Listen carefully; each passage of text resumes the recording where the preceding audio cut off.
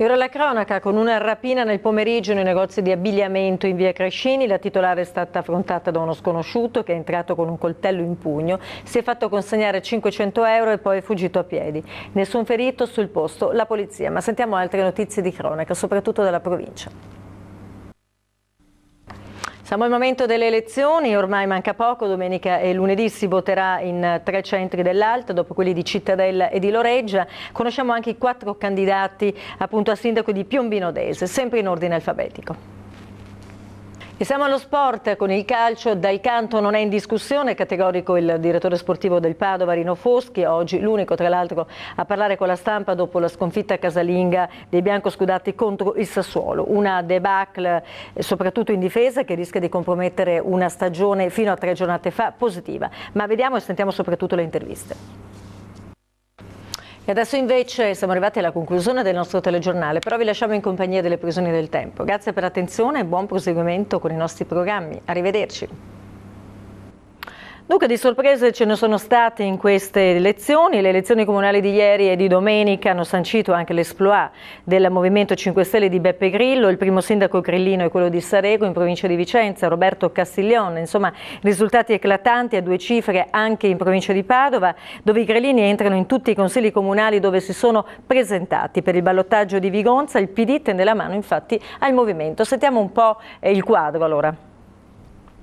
Eccoci di nuovo in studio per lo sport, il calcio, la Serie B. Nel posticipo di ieri sera il Padova ha perso per 3-1 contro il Torino allo Stadio delle Alpi. I biancosudati in emergenza in difesa non hanno giocato alla pari dei Granata e hanno subito una meritata sconfitta. A 3 giornate dalla fine del campionato, dunque, le possibilità di ritornare dentro la zona play-off per la promozione in A sono ridotte al lumicino. L'allenatore Dal Canto ha detto di crederci ancora, anche se vede molto difficile l'uscita della sua squadra da questo periodo di crisi. E adesso invece uno sguardo un po' alla nostra programmazione, ai prossimi eventi. Domenica prossima a Bolzano ci sarà la Dunata Nazionale degli Alpini e la nostra emittente da sempre affezionata alle penne nere dedica una trasmissione speciale all'evento Alpini in marcia verso Bolzano. Questo è il titolo dello speciale X News, in onda eccezionalmente domani sera alle 21:10 sulla nostra emittente. Ospiti del direttore Domenico Basso, il sindaco di Bolzano Luigi Spagnoli, ma anche il sindaco alpino di Treviso Giancarlo Gentilini. In studio anche il presidente del comitato dell'organizzazione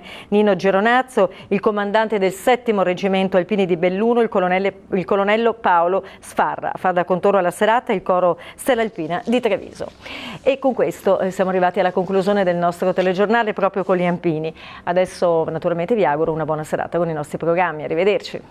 40 giorni fa l'investimento sulle strisce pedonali ai piedi del cavalcavia di Chiesanuova che costò la vita a Goffredo Macolino, il pensionato di 76 anni. Dopo l'arresto dell'investitore che era fuggito in Romania, i carabinieri hanno messo le manette anche a 2 suoi connazionali che l'avevano aiutato a scappare. Uno di loro è un pregiudicato che guidava una banda di predoni che appunto agiva in appartamenti. Vediamo il primo servizio.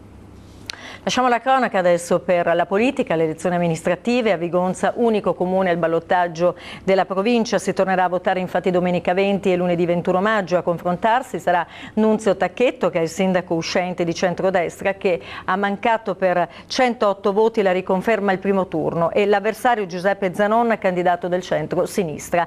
Aperta la caccia ai voti del Movimento 5 Stelle di Beppe Grillo, che a Vigonza è il secondo partito con quasi il 19% delle preferenze. Abbiamo sentito Tacchetto.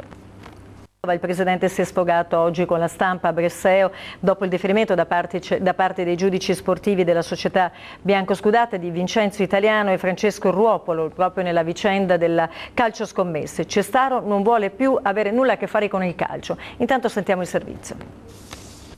In apertura, lo avete sentito, imbracciando una scopa tricolore, il presidente dell'Ascom di Padova promette di fare pulizia dei comportamenti scorretti della politica. A margine dell'iniziativa però un incontro casuale con il vicepresidente della provincia. Il coordinatore provinciale della Lega Roberto Marcato accende così una vivace discussione. Sentiamo i dettagli. E il battibecco lo abbiamo visto proprio quasi in diretta. Viaggio nella roccaforte padovana della Lega, a Cittadella, amministrazione rinnovata all'insegna della continuità con una Lega che rimane stabile. Insomma, nella cittadina murata gli scandali romani sono lontani e dicono appartengono ad un'altra Lega. Abbiamo sentito le voci. E ora la cronaca, dalla sua abitazione dove si trova gli arresti domiciliari, l'avvocato padovano indagato per presunti festini a base di sesso e di cocaina manda messaggi rassicuranti attraverso il suo profilo Facebook, si definisce sereno e i suoi legali chiedono la revoca del provvedimento. Intanto i gestori dei locali e gli organizzatori di eventi chiedono più spazio proprio per evitare che i giovani cerchino emozioni forti ricorrendo appunto alla droga. Le immagini.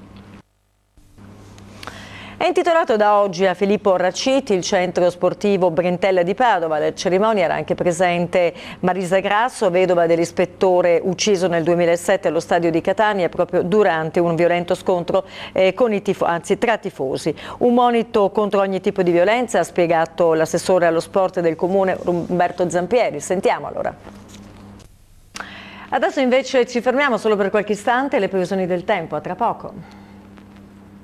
Eccoci di nuovo in studio, siamo in chiusura, ma prima vi voglio ricordare che domani sera alle 21:15 ci sarà una sintesi per rivivere proprio la sfilata della 85esima adunata degli Alpini proprio lungo le strade di Bolzano di domenica scorsa. Non perdetelo, 21:15. Grazie per l'attenzione e naturalmente un arrivederci.